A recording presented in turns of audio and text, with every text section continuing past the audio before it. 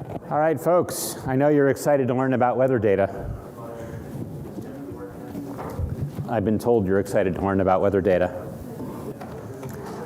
I'm going to do the first few slides. Tina's going to take over for the ones that require intelligence, and I'm going to come back at the end. Okay, remember that VFR ordinarily is a ceiling of 1,000 feet or more and visibility of 3 statute miles or more. That's one of the few things in aviation that's reported in statute miles as visibility. As Tina mentioned earlier, a ceiling is a broken or overcast layer, or sometimes if it's really nasty, you'll see a vertical visibility reported. So here are some of the abbreviations that you might see on the right in a METAR. Remember these weather minimums. So, as VFR pilots, we're looking at the weather reports to see if we're going to be able to maintain these cloud clearances and generally stay out of the clouds. So I wanted to tell you that it's not quite as hard as you might think, because computer programs make a lot of what you're going to learn about simpler. On the other hand, we want to give you the good fundamentals, because what we're going to show you, these are the basis of what these computer programs are presenting to you. They're oftentimes getting the same data and spinning it in some interesting graphical way. So we're going to show you all the fundamental text weather that people have been relying on since at least the 50s. There are weather graphics you can grab on the web or sometimes in flight. How do you get the weather on the ground, and how do you get it in the air? So most of what you're going to see in the rest of this presentation can actually be summarized by clever programmers. And I think the cleverest programmer of all is this guy, David Boozer, who taught the class last year. And unfortunately, he's taking a jet type, well, fortunately for him, he's taking a jet type rating course right now, so he couldn't be with us. But here is weather spork. If you want to ever have a good illustration of the value of an MBA and studying marketing, just think about the name for this product of weather spork. Let's say we want to go from Bedford to the Gaithersburg, Maryland airport. It's going to show us, this was I think from Sunday evening. It's pretty nasty here at Bedford. I believe that's low IFR, that purple. And then here's marginal VFR. Actually, sorry, maybe the blue is VFR. That's the problem with color codes. Anyway, you get these symbols for VFR, marginal VFR, IFR, and low IFR. But here's the altitude. We're going from sea level up to 11,000 feet or 12,000 feet at the top. It shows you inside this blue area where the freezing levels are. It's kind of a weird mixed up situation here, where there's a freezing level here, another freezing level here. There's air mets. It looks pretty scary. Once we get down closer to the DC area, it's not so bad. There's only one air met, and it looks like we could be, in the clear of the clouds up here. But this is a good way to summarize it. This already shows you that it's probably not going to be wise to go on Sunday at, I guess this was Sunday at 1 p.m. Okay, here, notice on the bottom the time keeps changing. So we're going from Sunday at 1 p.m. The middle screen capture is to go at Sunday at 10 p.m. This is at Eastern time. And the last one is to go Monday at 8:30. So you can see from this already that you could take off from Hanscom Field, rise up to 1,500 feet or so on the right, and just cruise along, never even getting inside a cloud until you landed at Gaithersburg. That's kind of a low altitude, so you might end up deciding, well, what I really want to do is, find a hole and go up to about 7,000 or 8,000 feet and go on top of it all and come back down. But whatever, it looks like you could probably remain clear of clouds, make it to your destination. You're not going to pass through a lot of air mets. Over here, let's look at this one in the middle, because it's not quite as terrifying. There's a low, turbulence low from the surface all the way up to 18,000 feet. If it says, a turbulence air met that goes up to 8,000, that's kind of normal. And oftentimes, if you climb to 4, 5, or 6, it'll smooth out. But if the turbulence is forecast to go all the way up into the flight levels, you know that's a pretty ugly day. They're saying there's going to be low-level wind shear from 0 to 2,000 feet. There's going to be IFR conditions, and it's going to be gusting 18 knots. So all that's pretty bad, unless you really have to go. Here, look, icing from the freezing level up to flight level 230. Just a collection of hazards. But also look at the difference between Sunday and Monday. You know, if you just hang out on the ground and you're patient, you don't need a superior level of skill if you have a superior level of judgment. Here's some more presentations from WeatherSpork. Again, I kind of love this app. You have all the airports you're going to fly near. So you go from Bedford to Worcester, some places in Connecticut. I think that's Morristown in New Jersey, Pennsylvania, Lancaster. Anyway, on the way to Gaithersburg, and it shows you here's your time of departure. You're going to depart, but hey, look, it would just get to be, I guess that does mean, yeah, blue must be marginal VFR, and then green, it's going to be windy, but it'll be nice VFR weather. So if we just wait a little bit, we won't have to fly through any areas that are challenging. ForeFlight has a mode where you can ask for your weather briefing in a PDF format, and this is the first page of that PDF format. It shows some of the same ideas. There are these graphics, these blue half moons, if you will, for icing. You can see there's a key down here. It says icing severity. So up here you've got varying degrees of ice. You probably don't want to be up there in an aircraft like the Cirrus. It doesn't have de-icing capability. So now I think it's all up to Tina to talk about the exciting world of actual weather data. All right, so we're going to talk about weather data in the form of reports as well as forecasts. So what is the difference between a report and a forecast? So a report is actually telling you what's actually happening. So it's a current weather condition at a particular location. A forecast is, a forecast. So it's a guess as to what is going to happen. So it's really important to know the difference between these. We now have Mark Nathanson up in the back, who's going to be talking to you at 4 about some really cool stuff. And as we talked about, he's an FAA examiner. Probably doesn't remember this, but he asked me during my oral exam, how do I, for a given piece of weather data, is that a report or a forecast? And if it's a forecast, how much should I rely on that or depend on that? And so that's something to really keep in mind, the difference between knowing what the actual situation is and what somebody guesses the situation is going to be. And of course, depending how far out that guess is, it may or may not actually turn out to be true. So a METAR is a report, and so it's time stamped, so it'll tell you the weather at a particular time in a particular location. And one thing that's important to think about when you think about direction is the way that the wind is reported. So if you hear it, so like if you're listening to the ATIS, we talked about the ATIS quite a bit, so you tune in the ATIS frequency and you listen to it, they're going to be telling you that wind direction in magnetic. If you read it on a printed document, it's pretty much always a true heading. And certainly on the internet, as we'll give you some sources, that's like the same as reading it. We already covered ceiling, so I won't get into that. So let's just talk about the breakdown of a METAR report. So I discussed that generally, for example, at Bedford, you might hear the METAR updated every hour or so, and we talked about the identifier, right? That this is information whiskey. Maybe an hour later, it's the next as they keep going through the alphabet. And one time that you might see it updated more frequently than once every hour or so is if they need to do a special report. And so that's the other type of acronym that you see there, SPECI. And that's if the weather is changing a lot. That's usually a bad thing. It's usually, you don't like weather changing frequently. It's probably not something you want to be flying in, but maybe the conditions are deteriorating, the wind is, the wind or the conditions or the ceiling has changed significantly, so they'll update that information. So there are a whole bunch of different abbreviations when you read these reports. I highlighted a couple in red.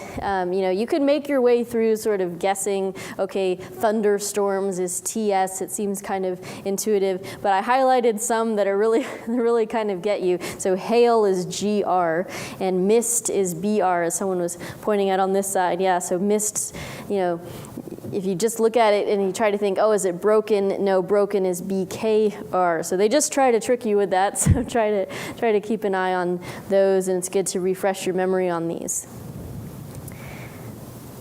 So this is an example of a M.I.T report. So it starts off with the location, and then the first two numbers, the 1, 6, are telling you that it's the 16th day of the month, and then it's followed by 1653. So that's the time, and it has a Z for time in Zulu. We already talked about how you subtract hours depending on Eastern Standard Time versus Daylight Time to get to the current time. And then instead of telling you a heading of the wind, in this case it has variable. So sometimes it'll say winds variable at about 4 knots in this case. And then the next is the visibility. So 10 SM is standing for 10 statute miles. And then in this case, the ceiling is overcast at 6,000. The next two numbers, you see the 14/07. So that's talking about the temperature and the dew point. So who remembers what is dew point? Yes? Temperature where the air reaches saturation for water. So we hear the temperature where the air reaches saturation for water. So what happens when the dew point and the temperature are very close to each other? So here we have 7 degrees Celsius for dew point, 14 degrees Celsius for temperature. What if the dew point and the temperature were much closer, only a couple degrees apart? Yes? Clouds will form. Yeah, it can be very humid. You could be inside of a cloud or having fog or precipitation. Exactly. So here's a good source of weather information. So you can go to aviationweather.gov, and they have a bunch of menu options up there. So if you click on M.I.T right here, this M.I.T button, it'll take you to a place where you can request the M.I.T data. And so it asks for an ID, so that's the airport identifier. So in this case, I wrote in KBED, which is Bedford Airport Hanscom Field that we keep referring to. And then you can actually tell it to decode the data for you. So as much as you want to memorize all of these different codes and symbols, in general practice, you can hit decoded and it'll tell you that. You can look up the time, so you can actually ask for weather data in the past. And you can include a TAF. What does TAF mean? Yes? Terminal area forecast, that's right.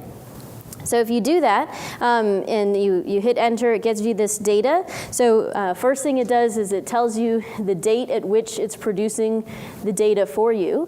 And then the first is the M.I.T and the second here is the TAF. And so the M.I.T here is telling you the location, so it starts with KBED.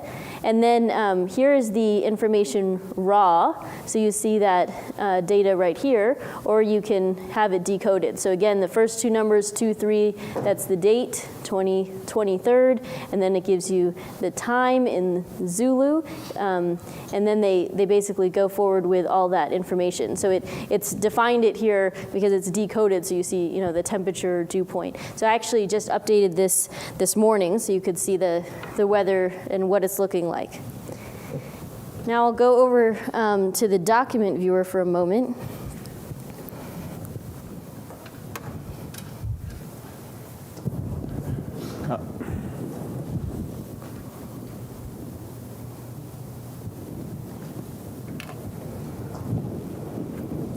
Oh, you probably don't want the light.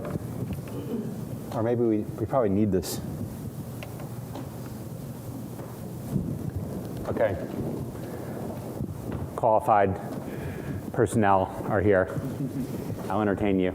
That first M.I.T was from PDK. Anybody know where that is? KPDK. And as you push this power button. Southerners. DeKalb, yeah, it's Peachtree DeKalb in Atlanta. It's the Teterboro or Hanscom Field of Atlanta. turn it off? I landed there once in a Diamond Star I don't know. that Let me know when had, it's I had to have the wings running. taken off in Florida to fix a fuel gauge. I took off from there, and I filed a VFR flight plan, landed at DeKalb, There we go. and I forgot to close my VFR flight It plan. displayed for a second. So the FAA, our flight service folks at the time, they start searching for me and calling everybody, and they called the tower at DeKalb and they said, hey, did you see 505 Whiskey Tango? And they said, no, we haven't seen an airplane. So they really freaked out. That's exactly what I wanted And to it was right there on the ramp. And I kept silencing my phone because I was at a barbecue place with my friend and didn't want to be disturbed. Anyway, so they called the mechanic who took the wings off, and they told him like the aircraft was missing. He had some choice words for me. So now whenever I activate a VFR flight plan, usually I fly, if I do a flight plan at all, it's IFR, and they close it out for you automatically. I move my watch from my left wrist to my right as a reminder to close the flight plan. All right, Tina, take it away. So this is the ForeFlight app. I've passed the iPad around a couple times, so I think you guys have gotten to play with it. This is just a setting where the blue dot is showing where we currently are, and I've actually overlaid one of those instrument flight plans on top going here. So this is an instrumented approach to Bedford. But if I wanted to get this weather data here, I can go to airports and pull up the airport that I'm looking for, and then click on this weather, and it shows me the METAR. So it has both the raw data there, and then it depicts it. And again, blue is showing marginal VFR, and so it explains that. What's also nice is it tells you the weather at nearby airports as well. And then you can also go to your TAF, your terminal area forecast, and you can look at how that is changing over time. Oh, Tina, if you don't mind, click on MOS also. Yeah, if you're planning travel, MOS is good because it gives you weather a few days in advance, so you can decide whether or not it makes sense to depart here on Friday and hope to come back VFR on Sunday. MOS is talking about the models, so the weather models and what the outputs are. I think it stands for Model Output Statistics. Not very helpful, but anyway, it's a longer. ForeFlight and Garmin Pilot and some other sources like WeatherSpork will turn that into a sort of a virtual TAF for you that lasts 3 days instead of just 24 hours, or 30 for the big airports. So another type of weather report is a PIREP, or a pilot report.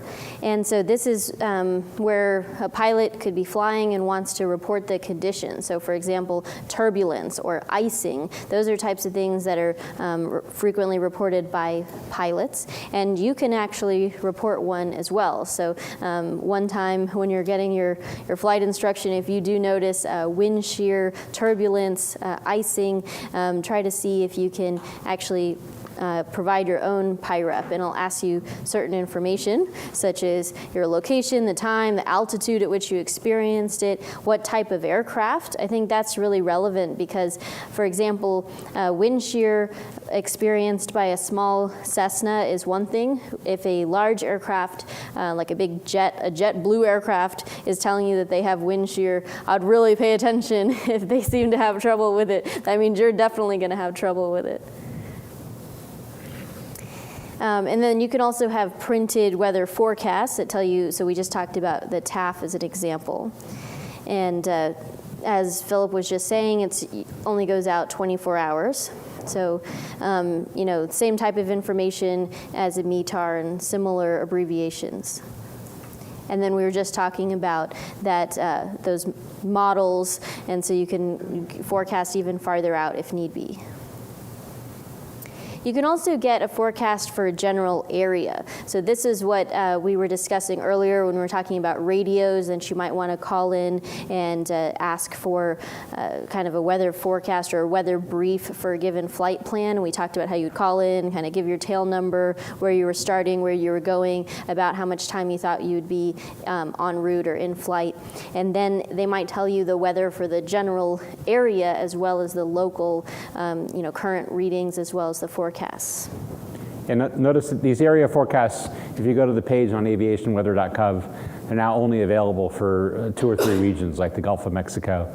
They used to have them for all over the continental U.S., and they included cloud tops, which was very useful, to forecast top of the cloud, because if it was, say, 4,000 feet, you would know that as long as you get on top of those IFR, you're not going to pick up any ice because you'll be above the clouds. And now you have to try to tease that out of the MOS data sources, or use something like WeatherSpork that tries to depict graphically where the clouds are. I think ForeFlight's profile view will also try to do some of that. You can also get forecasts of winds aloft. We've talked about that a couple times, and so this will tell you kind of what the winds are going to be at a particular altitude, and you might, for example, at 3,000 feet or 6,000 feet, and so you can, it helps you estimate, especially in a cross-country flight or a longer flight, how long it might take for you to get there. On apps such as ForeFlight, if you, in fact, we'll just do that right now so you can see.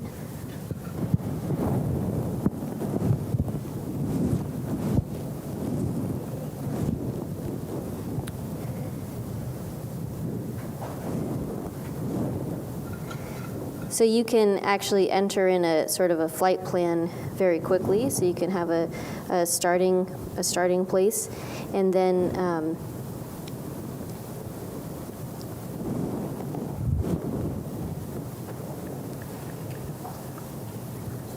so where do you guys want to fly to? Boston, Logan. That's a pretty short flight, but sure.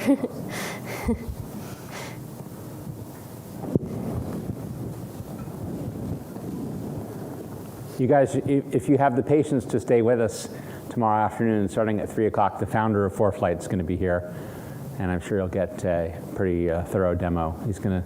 He and a colleague are going to talk for a couple hours about, first the app, and also the startup, and then some of the engineering behind it. So the blue dot is showing where we are here at MIT, but of course, generally you'd be doing this when you're at Bedford and you're flying to Logan, and then here it's telling you it wants to know about the aircraft that I'll be flying in order to calculate some of the information. But when you do these types of things with the flight, it can estimate kind of how long you'll be in flight, and you can provide what is the altitude at which you want to fly, and then it will be able to. So it says coloring based on winds aloft, but looks like it's not detecting that, maybe because I haven't given it all of its data right now. So in terms of what that means is just that the winds aloft are a good way of helping you predict how long it's going to take you to get to certain places, and it'll be part of the cross-country planning that you have to do. The winds aloft forecast also shows you the temperature, which is critical, because that's going to tell you whether icing's not possible if it's above freezing generally. There are also a bunch of severe weather reports. Philip has already talked about a number of them, AirMets and SIGMETs, as he was talking about. So here's, and then they have different abbreviations, so even more abbreviations related to this. So what they mean for icing and turbulence. So here we'll look at some examples of an AirMet, and in the picture, kind of it shows a broad area where that AirMet is valid. And so this is talking about icing and freezing level. This is so SIGMETs also talk about hazardous weather such as icing, turbulence, volcanic ash, which I don't think you'll encounter very often, but it was an issue in Europe, for example. And then here's a breakdown of decoding a SIGMET as an example to show you the type of information, what it stands for, and you can read through these to understand the adverse weather. And certainly if you're planning your own cross-country flight, I recommend you also use your normal weather data sources as well. So just turn on the Weather Channel or weather.com or AccuWeather, whatever you use on a regular basis. If it's a crummy day, it's probably not a good day to go flying anyway, and you may not want to dive so deep into all of these different tools. But if it seems like a nice day, then I would really recommend diving more specifically into understanding if there's a front coming in or other types of issues. And then convective SIGMETs are really concerning. So there are things that are much more severe. So you're talking about thunderstorms, hail, some things you really don't want to be flying during at all. There's a lot of different ways that the weather is also produced, not in a text form, but in a graphical format. So this is a relatively complicated weather depiction chart. So we'll break it down in detail, but let me just tell you some of the main things. Do you have the, oh, I left it over there. Thanks, Philip. So can anyone guess what all the little circles are? We see some circles that are white and some circles that are black. Does anyone know what those are?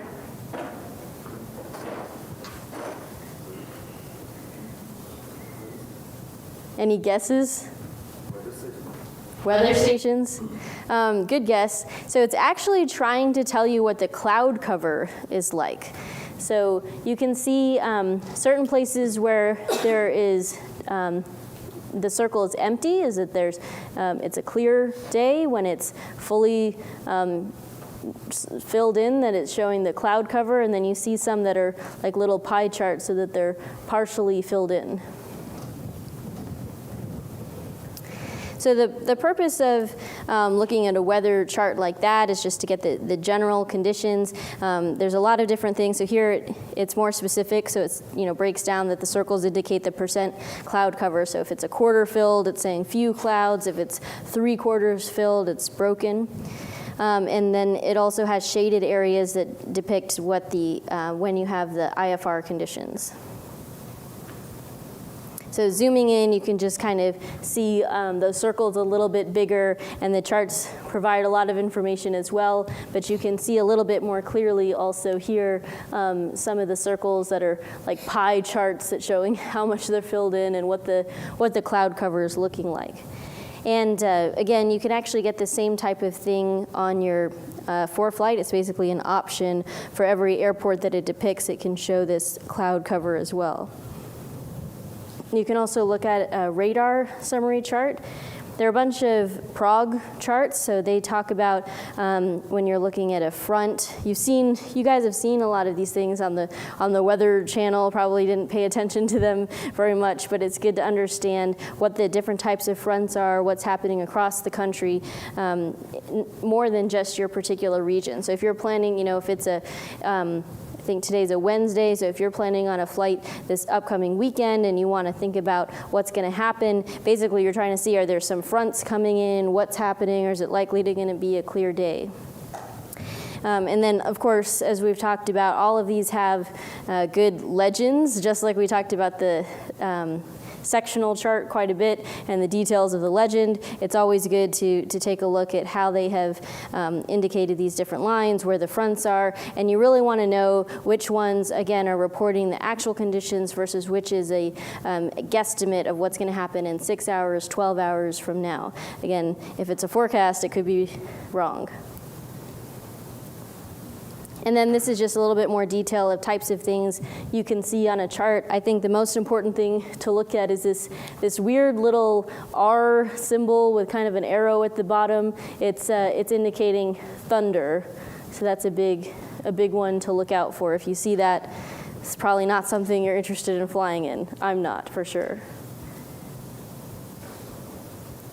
And then there are a couple charts here that are not specifically on the usually going to be asked about, but it's good to see. So you might have seen these kind of surface analysis charts, and they talk about high pressure areas and low pressure areas. And so that high and low pressure, what are we talking about? So that's the same thing as that pressure that you're dialing into your altimeter, right? So we talked about 29.92, but there might be a day where it's really dropped very low and it's 2.8 or something, very, very low. That means you're in a low pressure area. And if it's very high, you're at 30 point something, it's a higher pressure area. And if you see that as you're flying around that pressure setting is getting updated very rapidly and changing rapidly, that usually is related to a change in your overall weather system. So you really want to be aware if that number is changing quite a bit, that's a big problem. You can also take a look at when you get into your airplane and you're first setting that dial when you're sitting on the ground, see how much it's changing. It might, you might want to, in general, when you get into a plane, I like to think about when the plane was last flown. You can, there are parts where you are checking the oil that you can kind of generally feel the engine and see if it's warm or not, if it needs to be primed or not, those types of things. If you see that the plane has just been flown and you're really dramatically having to change that pressure setting, that means the weather has recently changed quite a bit. It makes you want to really make sure that your projections and your knowledge about the weather is still accurate. Tina, you want to mention these numbers here are the metric equivalents. So instead of 2992, you'll see 1,000 millibars or so. So we have a bunch of these. You can, and all of these are also on that first website, the aviationweather.gov. You can look at, actually seeing the clouds from a satellite picture and kind of just seeing what's going on. These are hopefully not the first time you've seen these types of charts before. And then this is a way that they like to depict the winds aloft. So these little lines, and then depending on how many lines are coming off the side, it indicates how strong that wind is and what the amount is. So you can see here some that have a lot of little dashes coming off of it, whereas some that don't have any. It's a way to very quickly see where the wind is very strong and where it's not. And this is what I had talked about last time when we were in the radio section, the radio, ATC, and communication section. But just as a reminder, this is the number that you can call, and you can get your full weather briefing done there. Tina, you want me to take over now? Sure. All right, so thank you. Tina covered the stuff that requires a brain. Now I'm going to just tell you about how do you get this stuff as a practical matter. You can call this phone number. It's very good when you're a novice pilot. Again, think about crew resource management. The weather briefers are another person that you can pull in. They may say VFR flight not recommended. That's there at the bottom. That's worth paying attention to. They used to work for the FAA. They were outsourced in 2005, and now they're contractors from a company called Leidos. So you might hear the name Leidos. You can get a full weather briefing over the phone. I actually do this sometimes if I'm in Ann Arbor on my way to the Gaithersburg Airport. I'll just call the weather briefer, and that makes life very easy. Okay, so aviationweather.gov, as we mentioned earlier, has all the charts that we saw. The weather briefers themselves run their own website, which is a little bit of a twist on that. I kind of like this site, actually, because you get to set up a home page where you pick your favorite airport. So I picked Bedford, Teterboro, which is where you go in the New York metro area if you enjoy paying $8 or $9 a gallon for gasoline, and then Dulles Airport, where the two competing FBOs also charge about $9 a gallon for gasoline. But anyway, they'll have the METARs for your favorite airports and the TAFs and all this, and these, you can set up these charts. So basically, as soon as you log in, you get a whole bunch of current weather information. That's kind of a nice feature for this website, and it is free. They will give you, just like aviationweather.gov, they'll give you the METAR. Here's one for Bedford from the other day. I guess that's from the 21st, yeah. The wind was 310, so it was on the 21st at 0256 Zulu, so it was late at night, early in the morning in London.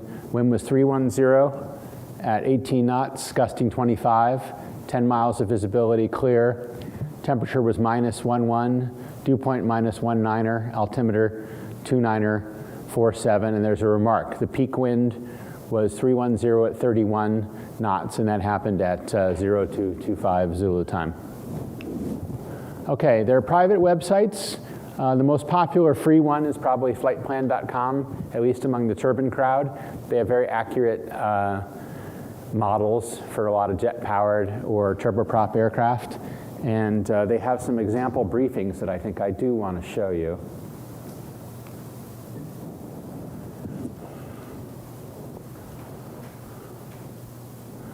Okay. Again, you'll have access to this. So one nice thing about flightplan.com is they start you off with a nav log. Remember we talked about that? And in the nav log, they tell you what magnetic course to steer. Or sorry, they give you the magnetic course. Sorry, magnetic course is 303. I guess they don't give you the wind correction angle. Or maybe the wind's right in our faces. No, it's not. Maybe this is not such a great sight. All right, well anyway, they tell you roughly how long it's going to take you to get there. And they will calculate your ground speed for you. So I think I put it in a Piper Warrior or something. So this is a pretty low airspeed, 124 knots. And you can see at the different altitudes how much fuel you're going to burn and how long it's going to take you. So it's really, there's really not a lot of difference. You can see here, you could go at 10,000 feet and take 58 minutes. You could go at 4,500 feet and it would take you an hour. So there's not a lot to choose from. Your airspeed goes up a little bit as you climb higher, but the wind is also a little bit stronger. They're giving you the weather to go from Bedford to Bennington, Vermont, giving you a little bit of information about the runways. You can look at the approaches there. Departure airport forecast.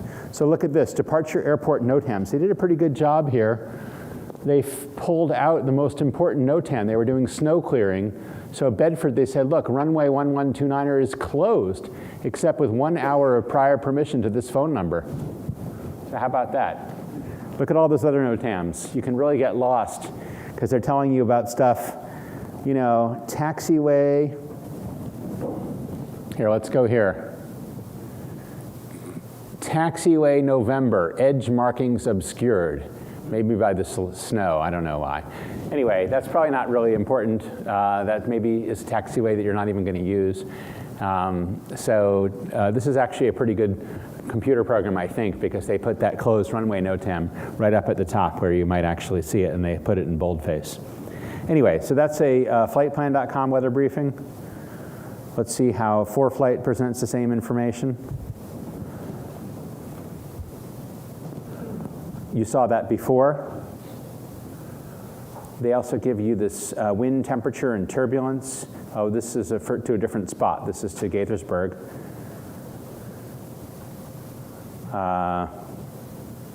Significant weather from flight level 250 to 630. Not going to be able to use that in the Cirrus, unfortunately. That's up above 25,000 feet. We get the METARs, it looks like, the METARs and TAFs. So we get our METAR for Hanscom, and it looks like they put in boldface the relevant portion of the TAF. So they're saying, look, at your flight time, this is the one that's going to apply. It's going to be better than 6 miles of visibility, but overcast at 800. So not a bad IFR situation as long as you can handle any icing. They've color-coded a bunch of stuff. So you can see here at Worcester, they've got, well, that looks pretty nasty. They're forecasting, for example, wind 030 at 11 knots, only half a mile of visibility. Tina, help me out. What's minus PL? Freezing fog. I don't know what minus PL is, but it sounds bad. Overcast 500. So they're calling that low IFR.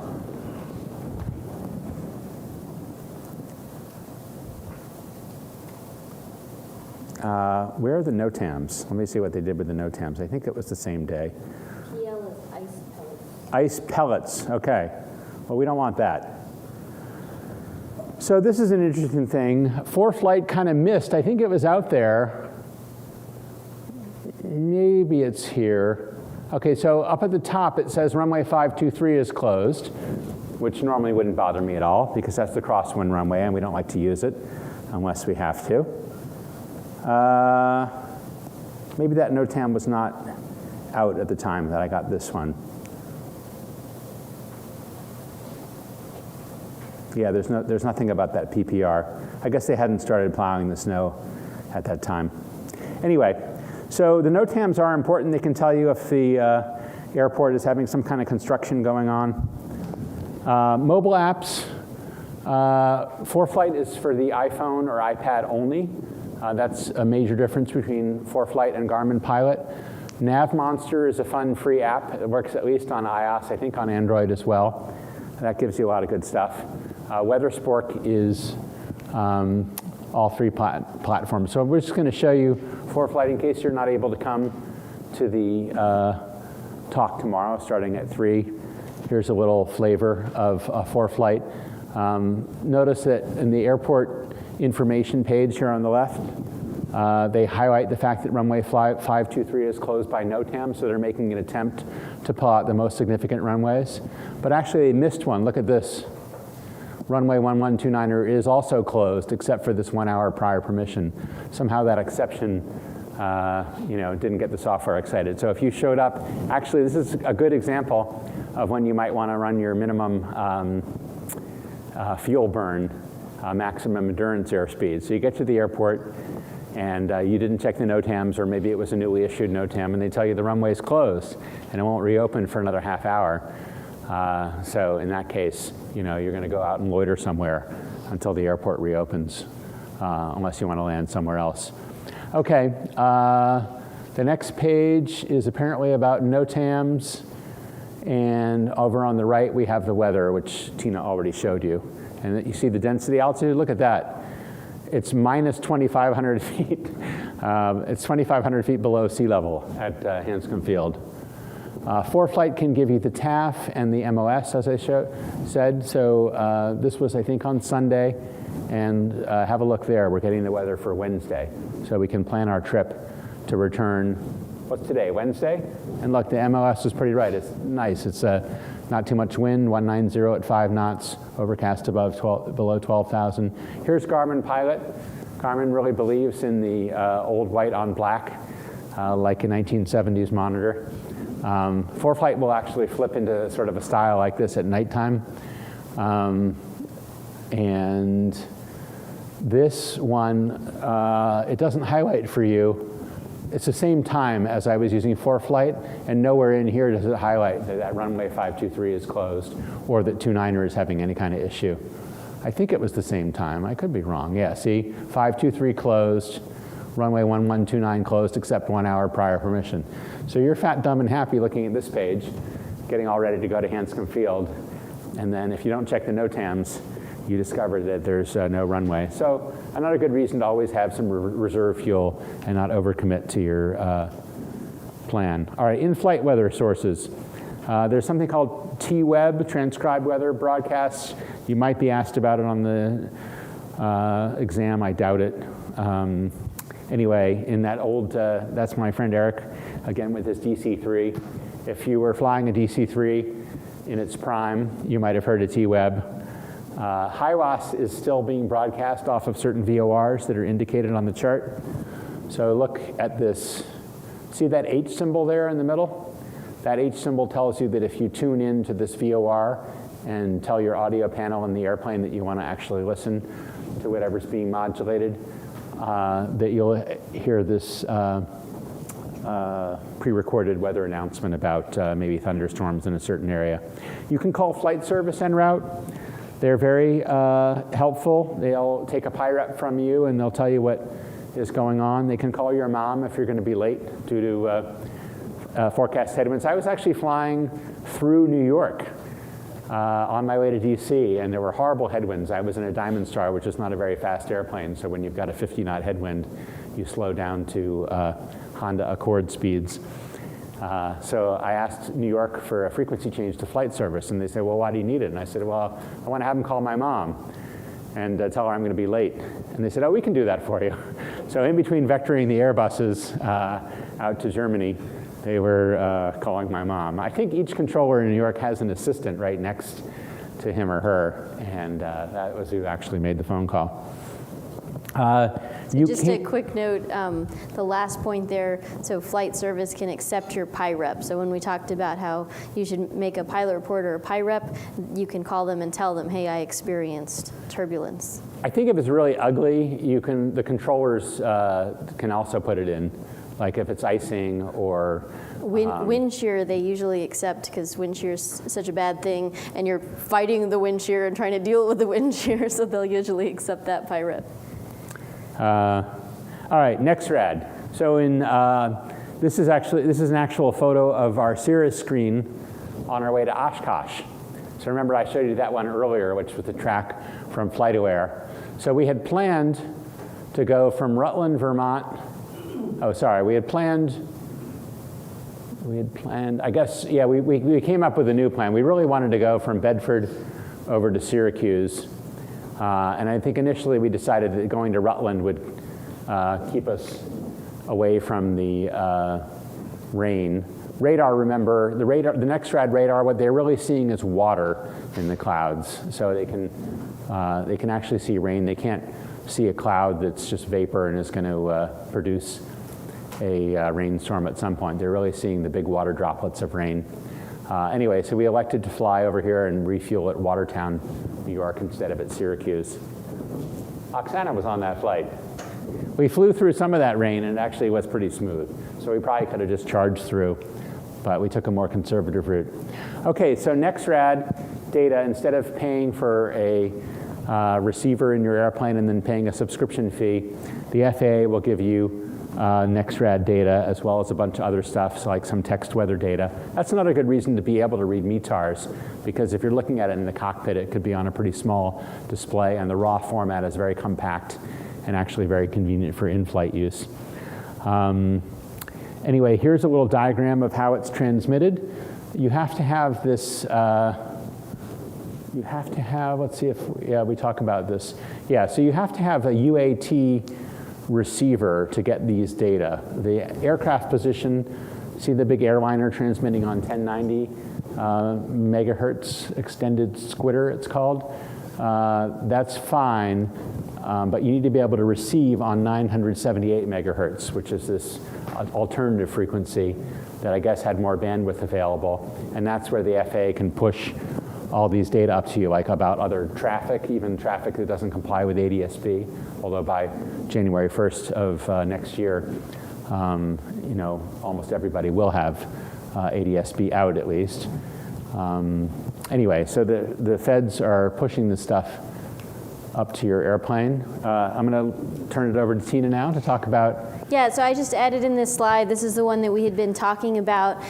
If you're in a plane that does not have the ADS-B receiver, but you want to receive that information so that you get real-time weather information or real-time traffic information, you can actually make that happen by building it yourself. And I did that. It really doesn't take very long.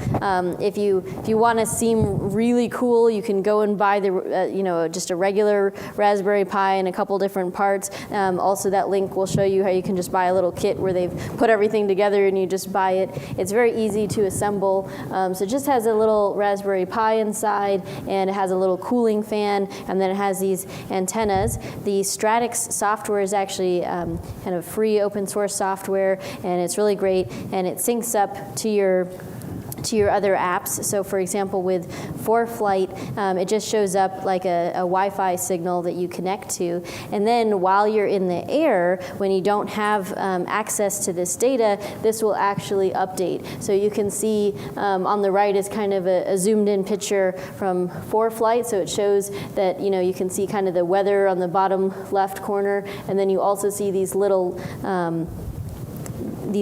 pictures that show traffic. So yeah, so exactly. So in the farther bottom right, you can also see, so it just shows you other airplanes, other traffic, and kind of the altitude that they're at. And so it's really useful. I think it's kind of nice to have, especially in a little airplane, to have that visibility and knowledge, so you're not just relying on flight service giving, or kind of like a area controller giving you traffic advisories, but you can see it in advance. We're about to dive into human factors, and Philip has talked a lot about using the person sitting next to you, whether they are actually a pilot or just a friend. Even just a friend can sit there and hold the iPad and see the little blue traffic, and then when they hear on the radio that someone's saying, hey, look, it looks like in this situation, traffic 3 o'clock, you're trying to look for that plane, well, they can have a little sense of, okay, yeah, it's near that, and they can help you find the other aircraft, so it's very helpful. How much were the parts for that, Tina? It's like $80. Okay, yeah, so the ones that you can buy commercially all packaged, like the Stratus, I think this is a play on Stratus, which was one of the competitors in that market. They're anywhere from $400 to $1,000, I think. The commercial ones also have an electronic gyro in there, an AHARS, attitude and heading reference system, so they can actually give you on your iPad an attitude indicator and some information about your speed and so forth. All right, so this is a reminder that, again, all those data are intended to help you fly within the VFR weather minimums, which provide a good margin of safety. I put this $20 magazine up here for you guys, because this whole talk has really been about software and different ways of spinning the same data. So this is everything, in case you're not a Core 6 major, this is everything you need to know to become a programmer in one $20 magazine.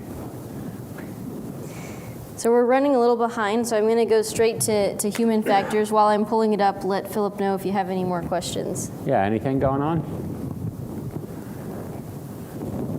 do you know when your weather briefing is adequate with all these sources out there and you're not really, I'm not really sure who's pulling data from where? That's a great question. How do you know if your weather briefing is adequate? The professional weather briefers at Leidos, at 1-800-WX-BRIEF, they tend to go a little above and beyond. They'll give you NOTAMs about any VOR that's out of service on your route of flight, even if you're navigating with the GPS.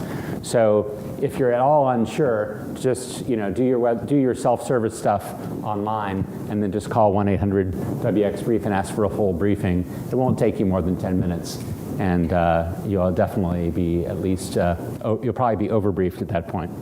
They'll tell you about an unlit tower, even if you're flying, at noon, and it's there's no possibility of it being dark and the lighting on the tower making a difference.